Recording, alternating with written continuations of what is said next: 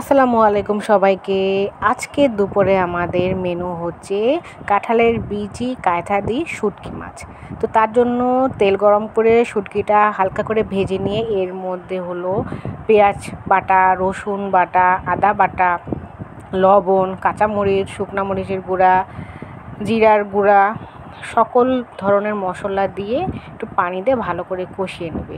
আর এই যে কাঁঠালের বিচি আর কায়থা দিয়ে শুটকি কিন্তু সত্যি খুবই ভালো লাগে। আপনারা যারা এখনও ট্রাই করেননি একবার কিন্তু ট্রাই করেই দেখিয়েন। আর এখন কিন্তু কাঁঠালের সিজন, কাঁঠালের বিচিও অ্যাভেলেবেল পাওয়া যায়। আমরা তো খুবই পছন্দ করি, মানে বিশেষ করে আমার খুবই ভালো লাগে কাঁঠালের বিচি হলো ভর্তা থেকে শুরু করে সব কিছু খুব ভালো লাগে। এই যে বিচিটা ভালো করে দিয়ে এখন এটা ভালো করে কষিয়ে সিদ্ধ করতে হবে।